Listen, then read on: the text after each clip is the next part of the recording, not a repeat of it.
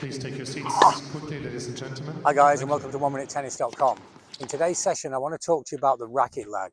I want to show you what the racket lag is, why it seems like such a complicated movement, and then I'm going to show you how to make it simple, easy, and how to apply it into your forehand to hit with more speed, more spin, and a lot less effort. There are certain fundamental biomechanical principles that have to be present for the racket lag to actually occur. The first one is that the elbow must go back before the racket.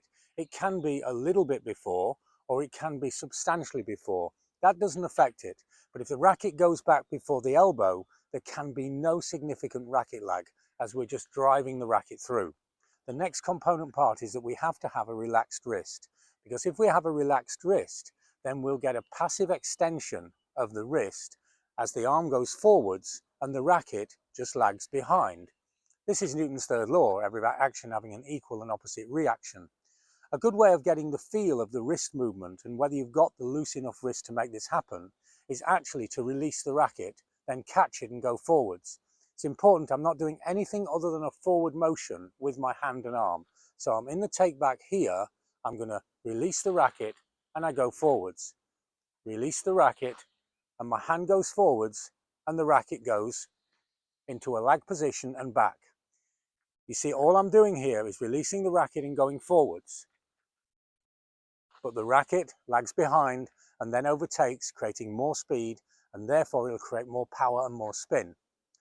But then we have to look at the angle of the racket lag, and this can look very complicated.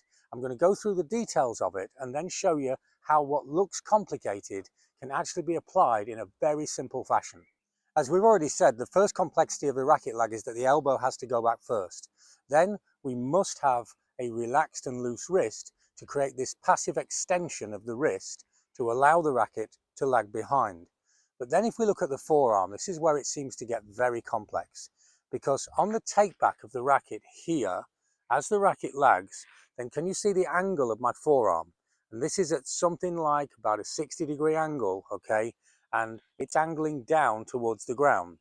And then as I come up to contact with the ball, now my forearm is angled upwards, angled backwards, angled upwards.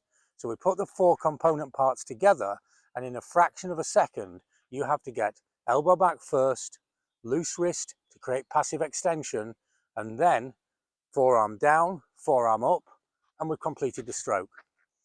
And when you put all of that together, it seems incredibly complicated and almost impossible to apply if you consciously make these movements. And yet without the movements, you cannot have an effective racket lag delivering energy into the stroke. But that's the complexity. Now let's try and make it simpler by looking at what's really happening in the stroke. So to make the perfect racket lag truly simple, we have to look at which ones of these movements are natural and which ones you consciously have to create. So when we look at the first movement, the take back of the racket, yep, that has to be done consciously. You have to get that elbow back first.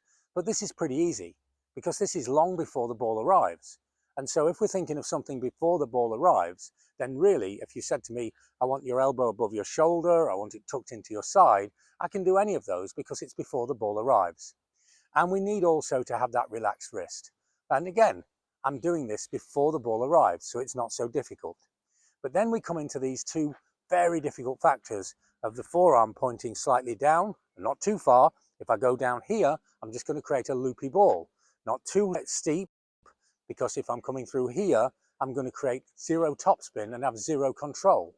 So I have to get just the right angle down and just the right angle up. But we need to look at why the arm is angled down and angled up. And what happens is that as the racket lags behind, then external shoulder rotation is naturally created. And now you can see, or maybe understand, that my forearm is not being taken down by me. The external shoulder rotation of the lag actually points the forearm down. So I don't need to worry about the angle of the forearm at this stage because it's going to happen naturally. The lag of the racket externally rotates the shoulder, which angles the forearm down. So now I have one complexity that I don't need to think about. In fact, the less I think about it, the better. What about angling the forearm up? Now there is a recoil as I have my loose wrist, the elbow goes back first, the racket lags, pulling the arm down, but now the arm recoils up. And so the second angle, the upward angle, is created as a counter movement from the first angle. So the only two things I have to think about for the racket lag to occur is the elbow back first and the loose grip. And therefore, the passive extension of the wrist will happen naturally. The racket will lag behind, and then it will pull my shoulder back, dropping my forearm, which then recoils to pull the forearm upwards. If you have any difficulties in finding this shape, then simply hold the racket in this strange way. You can't hit the ball this way, but you can get the feel of the stroke. See how I'm holding it with the racket handle parallel to my forearm. And now I'm going to take the racket back with the elbow first.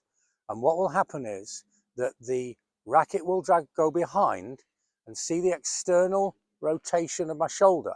And where is my forearm? Pointing down. And now, as I come up, where is my forearm? Pointing up.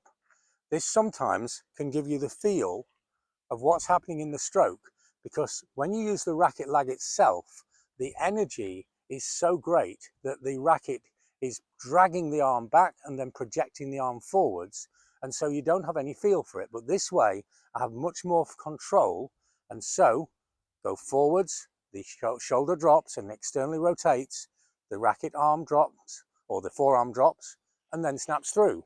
Now I'm going to come up to here and make the shadow stroke with a baby grip here, sort of half grip.